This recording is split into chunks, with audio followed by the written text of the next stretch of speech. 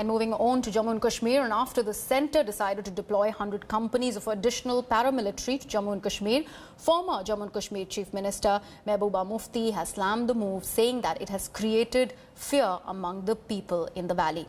The PDP chief further added that Jammu and Kashmir is a political problem which won't be solved by military means, and advised the Modi government to rethink and overhaul its Kashmir policy. Joining Mufti, Jammu and Kashmir People's Party President Shah Faisal called the centre's move as something sinister. The order from the Ministry of Home Affairs states that the additional deployment of forces will help in strengthening the counter-insurgent grid as well as maintaining law and order situation in the valley. Shuja Al-Haq joins me on the phone line. Shuja, the political parties based out of Kashmir are actually crying foul at the centre's decision on zero tolerance on terror.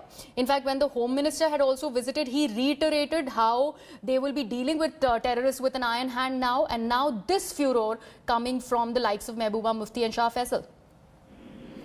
Well, Griha, yes, in fact, in past few days there have been various kinds of rumors doing the rounds in the valley, particularly with regard to possibility of some major changes being brought in by the government. Some people have in fact been even talking about possibilities of changes in Article 35A and subjects like that. So in that context only, now this order of moving 100 companies of CRPF and the other paramilitary forces to the valley has added to that notion. And this is the result of those reports only that these political parties are now reacting to this issue.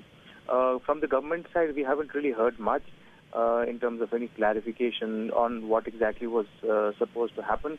But yes, on the political front, it has created a furor now.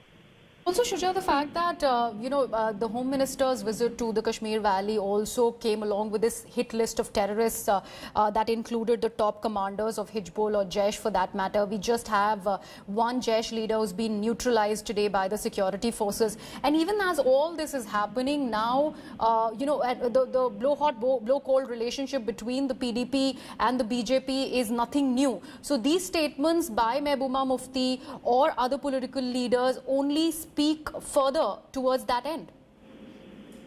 It does to a certain extent, but if you look at it, it's not just Mehbooba Mufti, but leaders like Shah Faisal also who have spoken about it, and you've earlier seen even Umar Abdullah, dropping a hint towards it. He had mentioned that there were all sorts of reports doing rounds, and no clarification was coming out from the central government.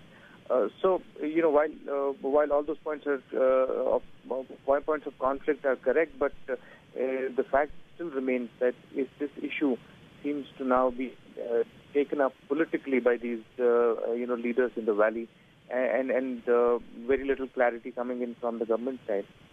Also, Shuja, the fact that, BJP ended up winning this term majorly on the security threat that they actually projected as far as the country is concerned. Now, this particular move on cracking down on terror and, getting additional forces also is a bid towards that, because the nationalist angle and the security as far as the nation is concerned is something that the BJP has been pushing for quite some time now.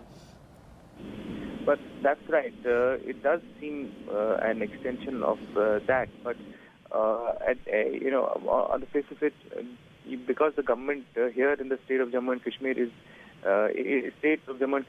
ruled by the governor. It is under the president's rule. So all the decisions that are taken are directly taken by the government, and there is very little clarity coming in terms of what exactly is the plan. But overall, like I was mentioning, there seems to be reports doing rounds from various quarters about possibilities of some major steps being taken, and some are even suggesting that these could include issues like Article 370 or 35A, etc. So in the wake of that, it has become an issue that these political parties are also talking about. All right, Shuja, thank you so much for all those details. And staying on with the valley, the top Jaish commander of South Kashmir, Munna Lahori, has been killed along with his local associate after a night-long operation. The